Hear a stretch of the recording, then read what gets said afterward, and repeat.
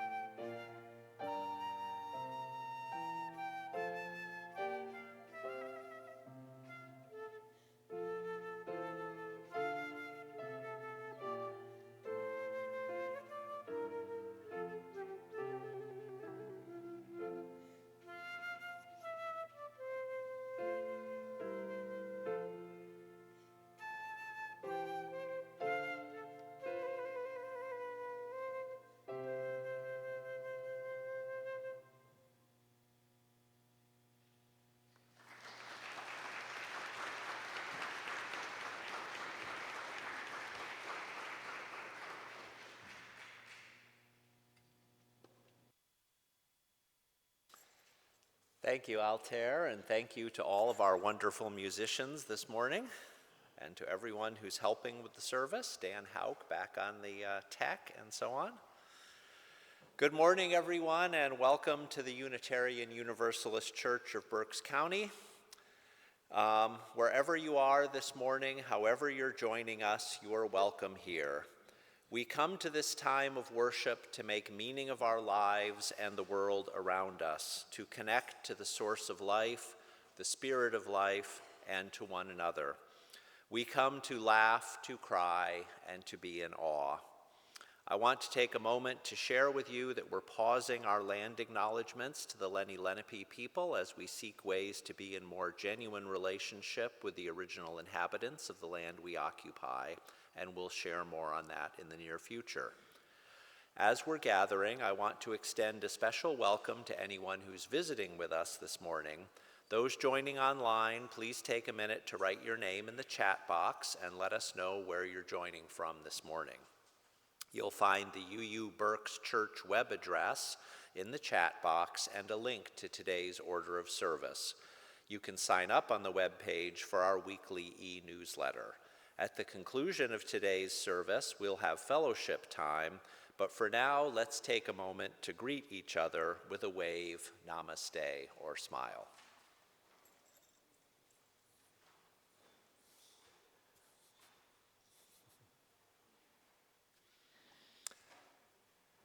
Thank you.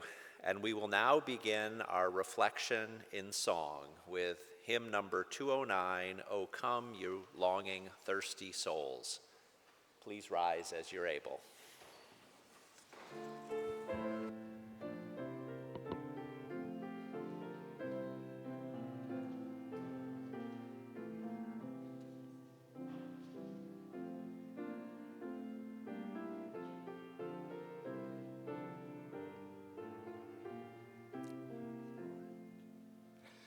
Oh, come you longing, thirsty souls, drink freely from the spring.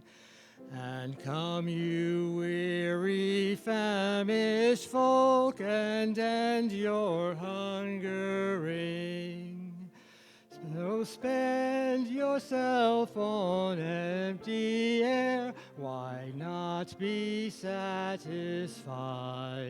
For everywhere a feast is spread, that's always at our side. For as the rain and snow above fall not in vanity, but for this purpose water earth to feed humanity, so shall the word of Spirit serve as seed within our loam, that we may bear so rich a yield as brings the harvest home. For we shall go in peace secure and leave in joy sublime. The hills outside will burst with song, the trees will clap in time. No more shall thorns and nettles grow, the bay tree and the pine shall sign for us the eternal flame that makes the world a shrine.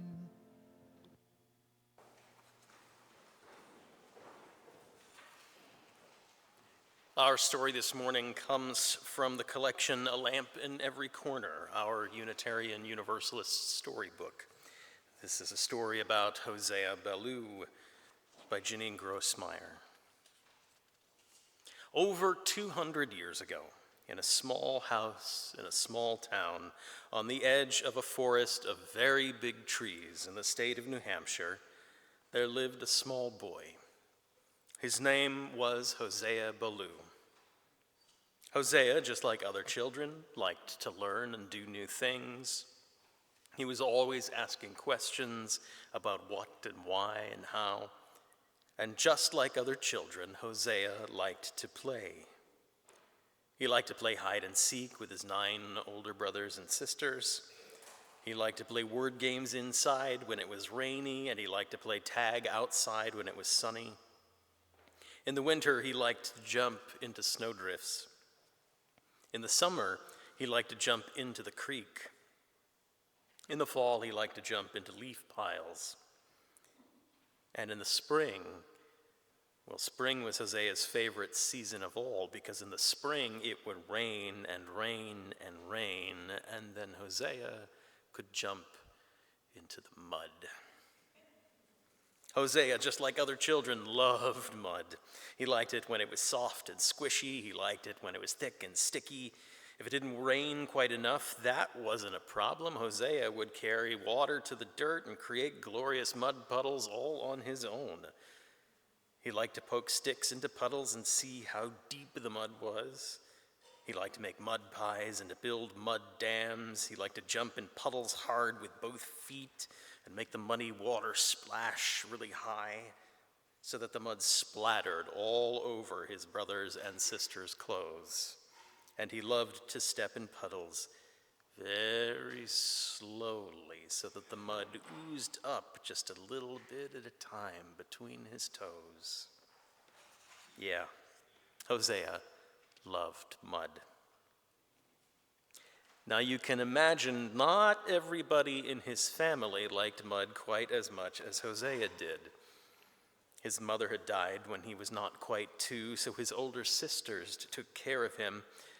His sister, who did laundry and scrubbed the family's dirty clothes in big wash tubs, didn't like having to scrub all that mud off Hosea's clothes, or off of everybody else's clothes either, after Hosea had stomped in a mud puddle extra hard.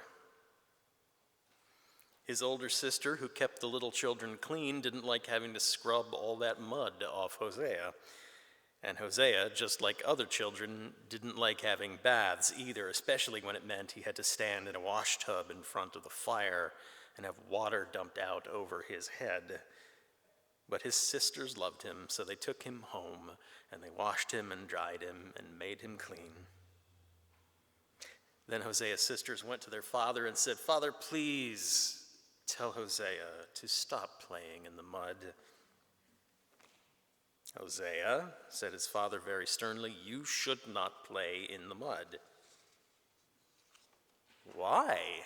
asked Hosea, because just like other children, asking questions was another thing he loved to do. "Because," his father said. His father was one of the preachers in the Baptist church the family went to. "Just as we try to live a good life, to be kind to other people, and to follow God's plan, we try to stay clean." "Yes, Father," Hosea said, and after that day he did indeed try to stay clean. But it wasn't easy. He stopped stomping in the mud puddles on purpose and splashing the muddy water everywhere, and he stopped making enormous mud pies, but sometimes the mud was just there. Then he had to walk through the mud to get across the yard to gather the eggs from the chickens. He had to walk in the mud to feed the pigs, and sometimes when he was already muddy from doing his chores, he played in the mud just a little bit and got even muddier. And his sisters, who loved him, took him home and washed him and dried him and made him all clean. But his sisters went to their father again and said, "Father, please tell Hosea to stop playing in the mud." "Hosea," said his father even more sternly, "you must not play in the mud." "Yes, Father," said Hosea. He was sad because he had truly tried not to get muddy, most of the time anyway. "Are you very angry with me, Father?" "I am disappointed in you, Hosea, and I am a little angry with you." Hosea hung his head and kicked at the dirt with his toes, and then dared to look up just a little to ask, "Do you still love me?" "Hosea," said his father, and his father didn't sound quite so stern anymore, "I will always love you, Hosea, no matter what you do." "Even if I get muddy again?" "Yes." "Even if I get really, really muddy again?" "Yes." "Even if I get mud all the way up to my eyebrows and between my fingers and my toes and in my hair?" "Even then," his father said with a smile. Then he added, very stern again, "But remember, Hosea, you must try to stay clean." "I'll remember and I'll try," Hosea promised, and he did. He stayed clean, most of the time anyway. As he grew up, he stopped liking mud quite so much, but he still liked to ask questions about what and how and why. "Father," Hosea asked when he was a teenager, "how can it be that our church believes that God will let only 1 in 1,000 people into heaven, even if many of those 1,000 people lead good lives?" His father, the minister, didn't have an answer for that question. "Father," Hosea asked, "if I had the power to create a living creature, and if I knew that the creature would have a miserable life, would suffer and die, and then go to hell and be miserable forever, and I went ahead and created it anyway, would that be a good thing or a bad thing? And would I be good or bad? His father didn't have an answer for that question either. Hosea had to find his own answers. So he read the Bible, a book with many stories about religious people and about God. And he went to some Universalist churches and asked more questions there. At the age of 19, Hosea decided that he believed in universal salvation, which is the idea that everyone everywhere, everyone in the universe will be given salvation. Eventually, everyone will be saved from hell. And not only did Hosea believe that God would let more than 1,000 people into heaven, Hosea believed God would eventually let everyone into heaven, good or bad. How can you believe that? Asked his father. How can you believe that God would let bad people into heaven? Because, Father, I remember what you told me when I was small. I believe that even if God is disappointed with people or a little angry with them, God will always love them and want them to be happy no matter what they do and no matter how muddy they are.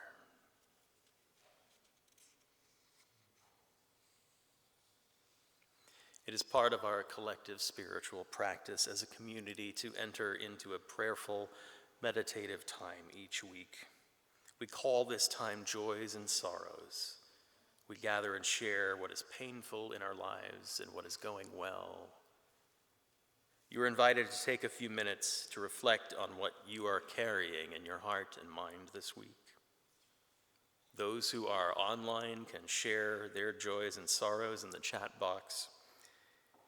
And all here on site are invited to come forward and place stones in our common bowl in silence for your joys and sorrows. Let us sing together now, Spirit of Life, in Spanish and then English, as we share ourselves with one another.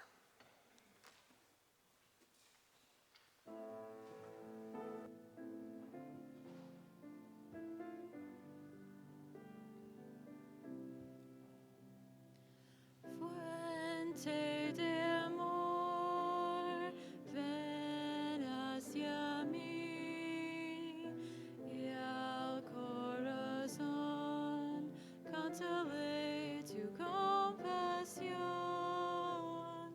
Sopla a volar, sube en la mar, hasta moldear la justicia de la vida.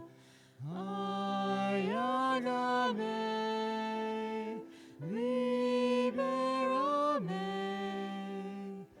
fuente de amor, ven a mí, ven a mí.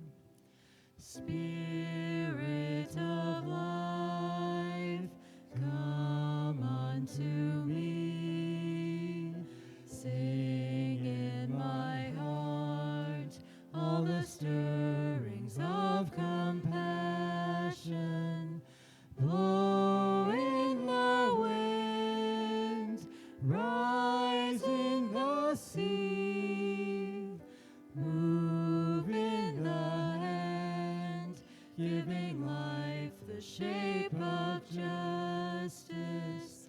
Roots hold me close, wings set me free. Spirit of life, come to me, come to me.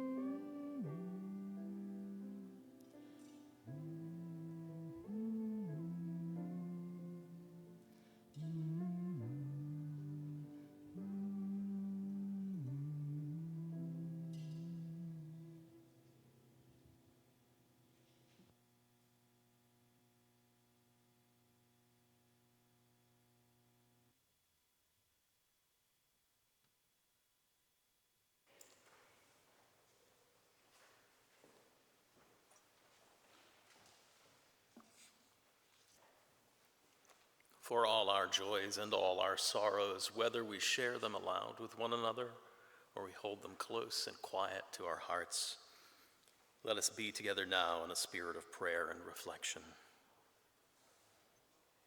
Beloved Spirit of life, gracious source of all love, we come together this morning grateful for this time out of time, which we have set apart so that we might become more fully present to ourselves, to each other, to our communities, and to that which we name as holy.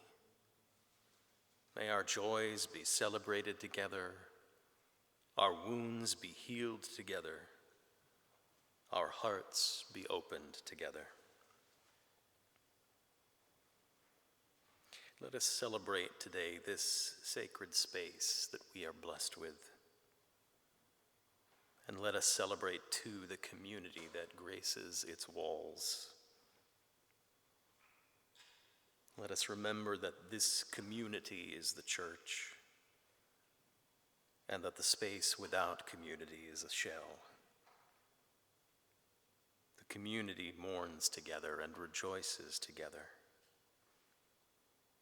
The community is the source of hope and healing. The community is called to transform the world. Let us give thanks for this space that calls us together in beloved community. Let us give thanks this morning for the shelter we are given in our personal journeys and in our communal quest for a world made whole. All this we pray in the names of those known and unknown, present and absent, remembered and forgotten, in the names of all the helpers of humankind. Amen.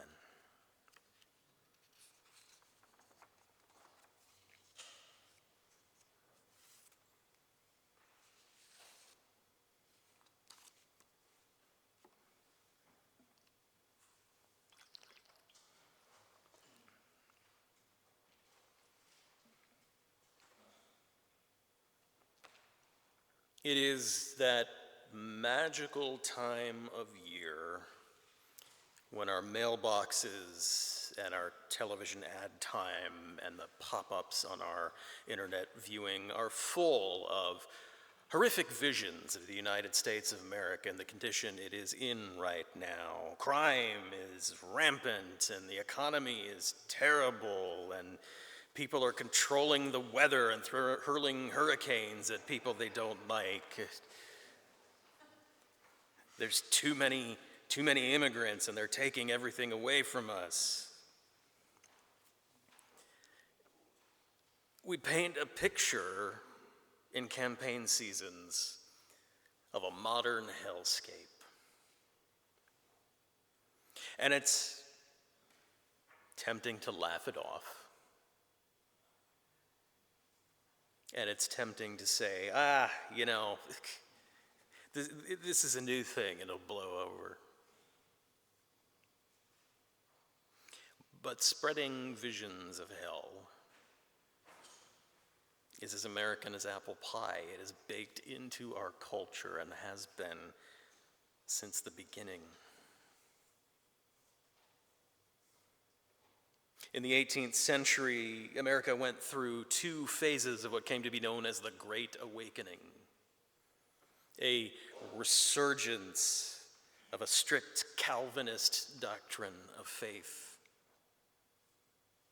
that everybody was born sinful, that only a select few, the elect, would make it into heaven, and it was only by the grace of God that any of us got to go there, and none of us knew who it was going to be, so we just had to be on our best behavior all the time. And then very quietly in parentheses, but if you're wealthy, you're favored by God, so you're probably fine.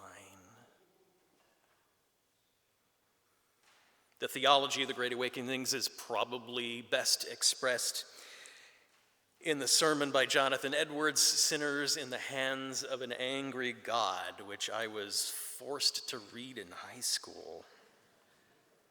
with images of a capricious, angry deity dangling people by a thread like spider webs over the pits of hell, capriciously dropping them in. That was what we were all in for, visions of hell and torment.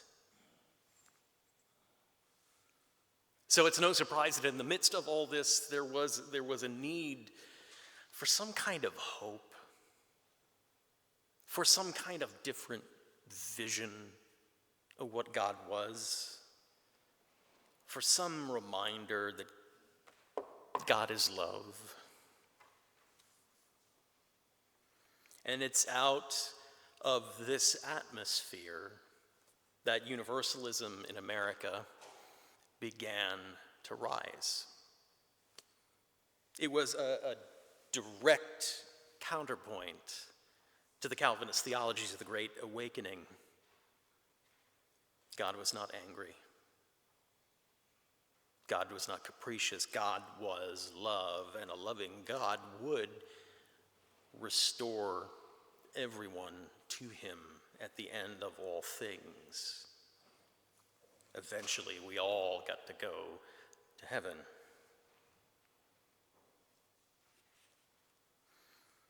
And it's probably no surprise that many of the early Universalist founders and ministers came out of those same Baptist churches that were breeding the Calvinist Great Awakening resurgence as well. It was happening in splits within congregations.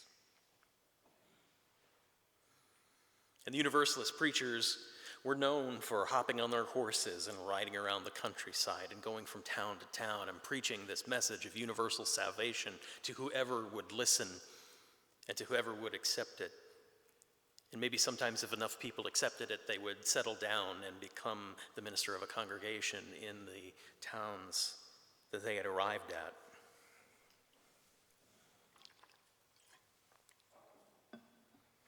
In the 1790s, Noah Murray was one such Universalist preacher. He had been sent out to Athens, Pennsylvania, to found a Universalist community there. And in Athens at the time, Reverend Moses Parks was the Baptist minister. And the Baptists were not at all happy that there was this burgeoning Universalist sentiment and church starting to rise up in their own community. Somebody needed to go to Noah Murray and show him the errors of his ways. And in the story, Moses Parks, the Baptist minister, and his brother-in-law Joseph Kinney were sent to Noah Murray in order to convince him to come back into the fold. Now, depending on who's telling the story, either they invited him over for dinner or they kidnapped him. I don't have any first sources on this, so we're just going to let you decide what happened there. As the story goes, armed with their well-thumbed Bible, they proceeded to Athens to the residence of Mr. Murray and made known their errand. He received them kindly and courteously and gladly accepted the challenge and acceded to their request. All night and the next day, they fought the good fight. The doctrine of endless suffering of the wicked with baptism as a saving ordinance were relied on by them as indispensable to a correct understanding of the scriptures and a necessity of the divine government. But the deeper they went in to the investigation, the weaker became their defense. They saw one after another of their strongholds demolished, and the sun of righteousness melting the icebergs of Calvinism. In short, they were defeated and acknowledged it and finally rejoiced over it, and they agreed to adopt the doctrine of Noah Murray. And Mr. Park was to present the sentiments to his congregation, the ideas of universalism, and to study what effect it might have on his congregation without ever giving a name to the new faith. And history would go on to say that Reverend Park's experiment did not last too long. He was sent on his way by his own congregation, but he did not let go of those Universalist beliefs and eventually returned to the area to found the Universalist Church in Sheshequin. And this is a prime example of what was going on in the late 18th, early 19th century in Universalism. People were just talking to other people, making those circuit rides, talking to their friends and neighbors about universal salvation. And some would hear the message and they would go off and maybe start their own Universalist community in their town, and others, many more others, would hear the message and take it back into their own existing congregations. And whoever listened to the message accepted it, and they might be kind of quiet about it. But the idea took hold. So as the 19th century progressed, the number and power of Universalist churches in the area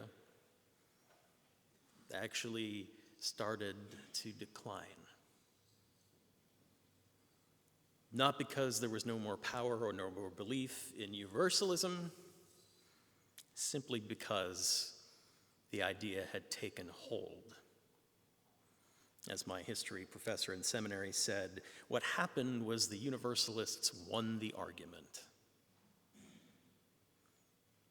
So a direct institutional universalism wasn't quite as necessary anymore.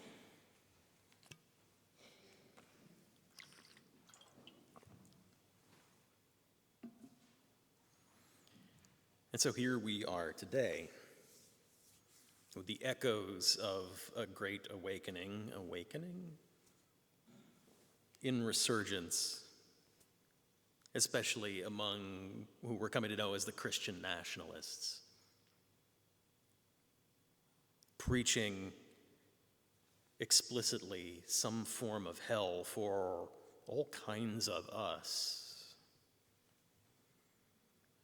It certainly seems like there's only room for an elect few in their worldview. And along with the explicit preaching of hell, there's the implicit threat of hell on earth in the messaging as well.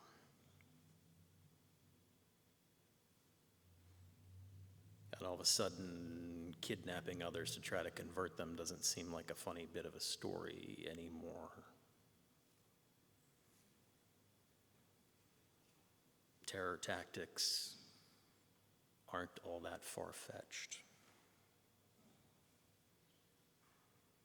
And so, of course, people are looking for some sign of hope, some counterpoint to the message that is so loud and broadcast so far and given much bigger platforms than it maybe deserves. People want to know that God is love, that there is love at the center. And here we are. Love at the center of our shared values together as Unitarian Universalists today. Values that so many people are finding themselves in sympathy with and alignment with. About a year ago, I took a walk through my neighborhood, just kind of passing by the houses. And this was more than a year ago. This was not long after the 2016 election. And I started noticing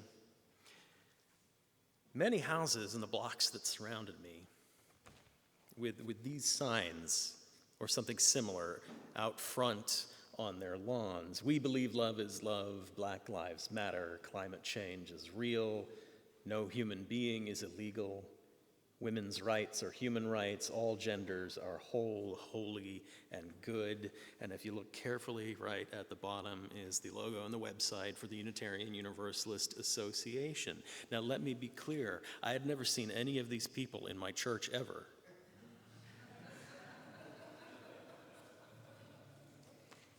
And I'll be honest, my gut response at first was, well, if you like our yard signs. But I set that aside because the next thought that came in was,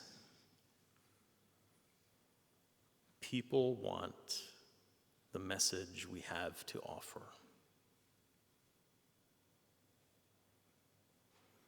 People want to be in sympathy with the values that we express. The message resonates. People are hungry for it. So obviously what I'm calling on you to do today is get on your horses and ride from town to town and preach the message to whoever will listen. No. But talk to your friends. Talk to your friends and your families about your values, where they come from, where you find strength to live them out. Because no matter what happens on November 6th, even if sanity should prevail, the visions of hell and the implicit threats of hell on earth are not going to vanish overnight. They are not going to quiet down. The counterpoint will still be needed, and people will still be hungry to know that someone shares their values and they are not alone. They want to know that God is love, that love is at the center of all things. And this is what that love is calling us to do. Universalism won the argument once before. UU values resonate today and can still win the message wars. May it be so.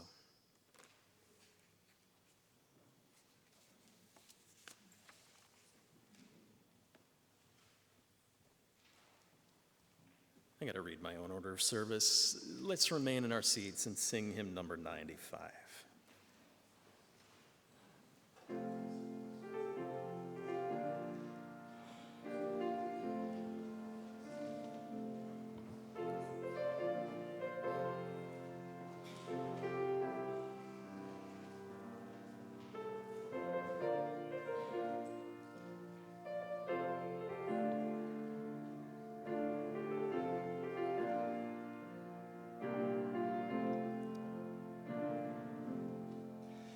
There is more love somewhere.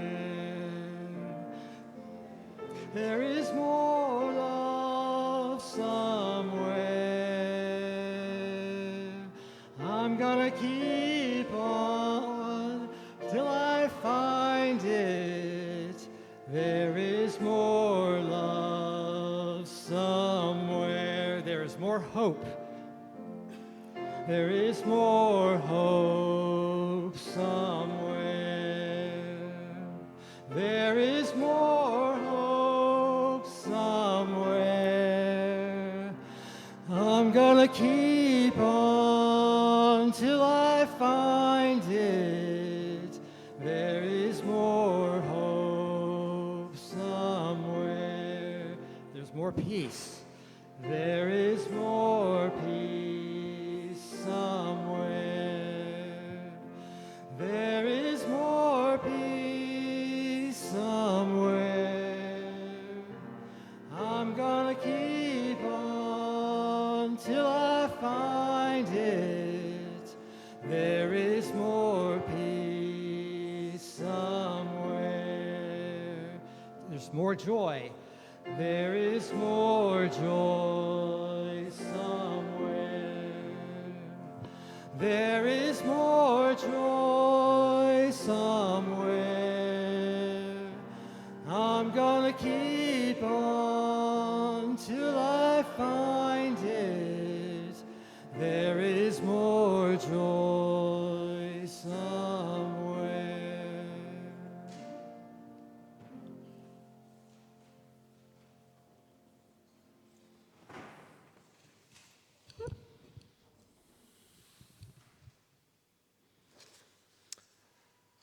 Many of us know something about Dr. George de Benneville, the famous early Universalist who lived near us in the Oli Valley.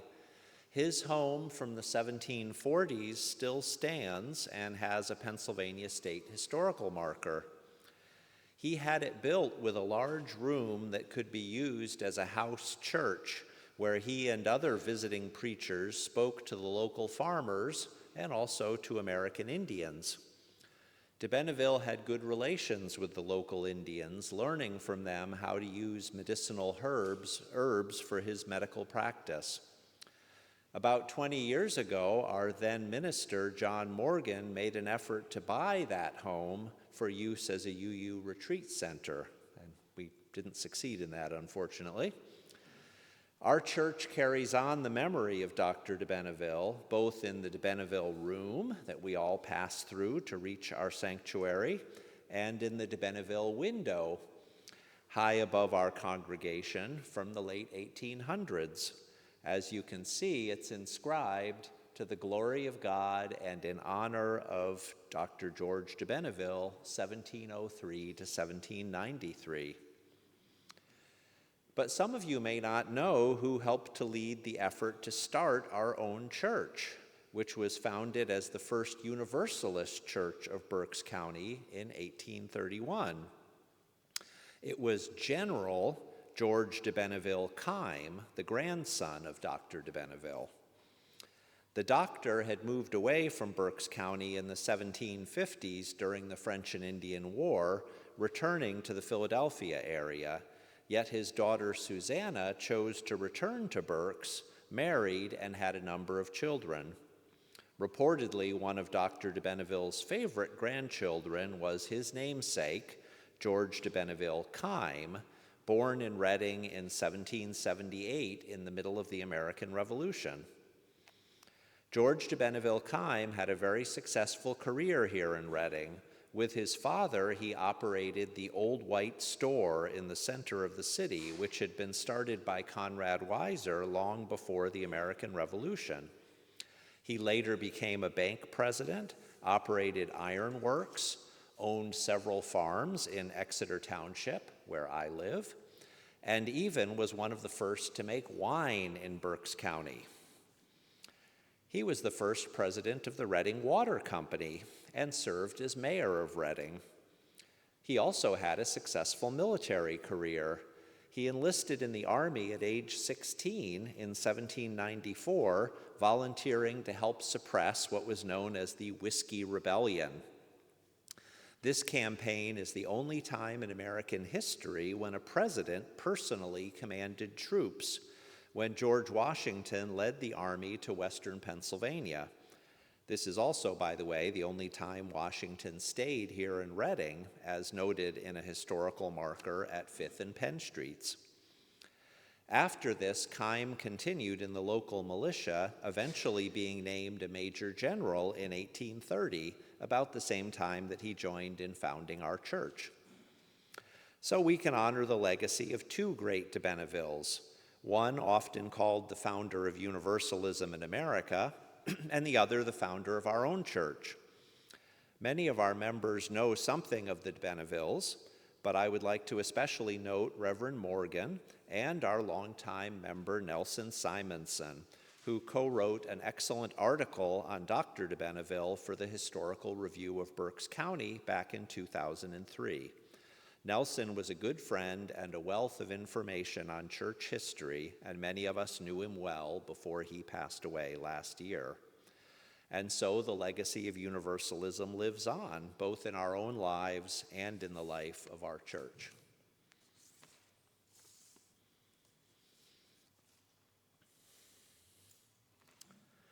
And now, as a community of faith, we share what we can with one another, offer ourselves through the ministries of this church by giving and receiving from one another. And one of these gifts is our financial resources. Your financial generosity makes it possible for us to live out our principles in our church and beyond our doors, keeping hope and courage and forgiveness and compassion alive. You may make a financial contribution online through the Giving app or by check, and those of us who are on site may place a check in the box in the Gerber room labeled for that purpose. This time is a time to share what you can. With gratitude, we give and receive these gifts.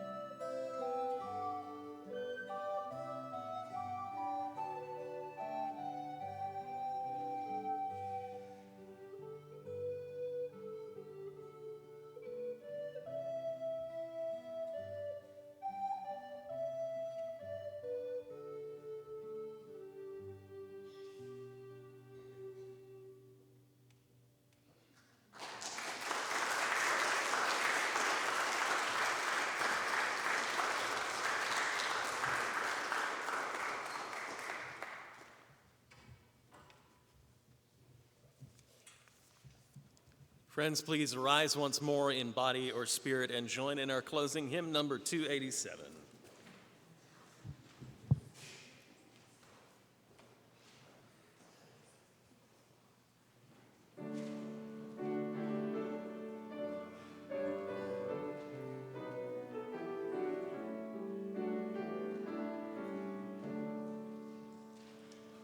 Faith of the larger liberty, source of the light expanding, law of the church that is to be, old bondage notwithstanding. Faith of the free, by thee we live, by all thou givest, and shall give a loyalty commanding. Heroes of faith in every age, far-seeing, self-denying, brought an increasing heritage, monarch and creed defying. Faith of the free, in thy dear name, the costly heritage we claim, their living and their dying. Faith for the people everywhere, whatever their oppression, of all who make the world more fair, living their faith's confession. Faith of the free, whate'er our plight, thy law, thy liberty, thy light, shall be our blessed possession. I leave you with these words from the founder of Universalism in America, John Murray. Go out into the highways and byways. Give the people something of your new vision.